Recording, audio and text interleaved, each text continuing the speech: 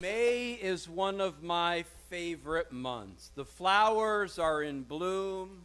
That first Saturday at Churchill Downs, there's the glory and pageantry of the Run for the Roses. Today we honor and celebrate motherhood. And throughout this month, we celebrate graduations. Speaking as a proud uncle for a moment, my niece Megan graduated yesterday from Colorado University in Boulder, and thanks to social media on Facebook, I saw many wonderful photos of her graduation, doing this proud uncle's heart good as I see her preparing for the next chapter in her life as an elementary school teacher. Throughout this month, we're celebrating graduates. Indeed, this morning here at this service, in addition to honoring and celebrating the gift of motherhood, we're also celebrating our graduates, 5 graduates, 4 high school graduates, and 1 graduate school graduate. For many, after 4 years of high school or 4 years or more, perhaps, of college, they've now earned their diplomas.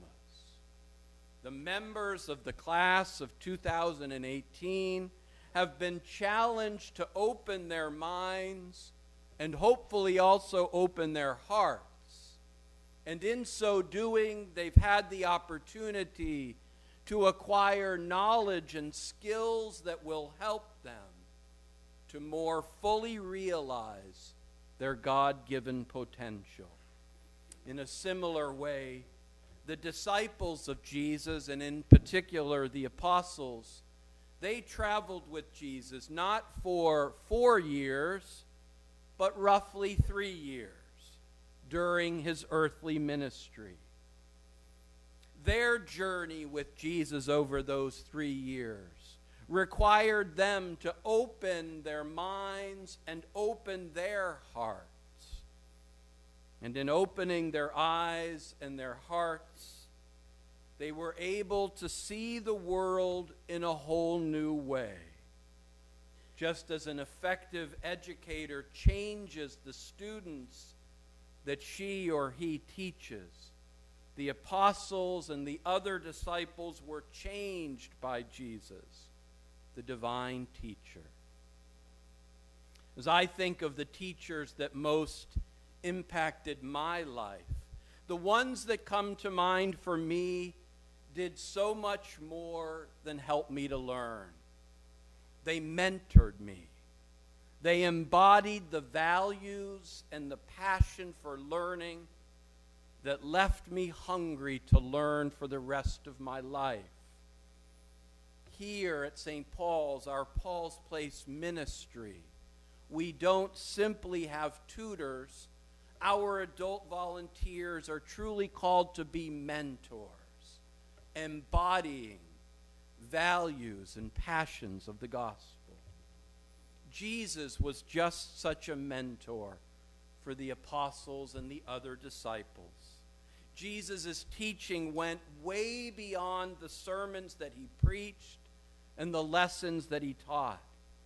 Jesus embodied the love of God and passion for righteousness that left the apostles and the other disciples hungry for that divine love. This morning in our liturgy, in our first reading from the Acts of the Apostles, we see an interesting thing happen. There had never been a precedent. The apostles were 12, reflecting the 12 tribes of Israel. And one, as we're reminded in the 2nd chapter of the Acts of the Apostles, Judas, chose to go his own way. And so the apostles were faced with the challenge of replacing Judas, to once again restore the 12. And it's interesting the qualifications that were laid out for who would be chosen to replace Judas. The apostles did not wonder who is the greatest teacher. They didn't ask themselves who is the greatest preacher. They didn't ask themselves who's the most effective healer. They didn't ask themselves who is most learned in the law. And they didn't even ask themselves who could work miracles. The qualifications for the person who would replace Judas were that that person had accompanied Jesus and the apostles throughout Jesus' public ministry, beginning with his baptism by John in the Jordan, all the way up to the day that he ascended to God the Father in heaven. They not only needed to understand the mind of Jesus, they needed to understand his heart. They needed to have experienced those intangibles that only a great teacher can convey to his or her students. As members of the class of 2018 receive their diplomas mostly this month, many will participate in the wonderful pomp and circumstance of what we commonly now call commencement exercises. And this name stands as a reminder that while graduation from high school or college brings a life chapter to an end, it is much more about a beginning, the commencing of a new chapter in the life of the graduates.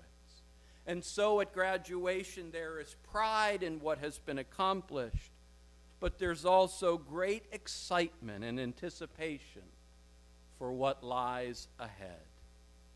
Although a very imperfect comparison, the Last Supper discourse in John's Gospel, a section of which we heard proclaimed in today's liturgy, was in many ways Jesus' commencement address to the apostles.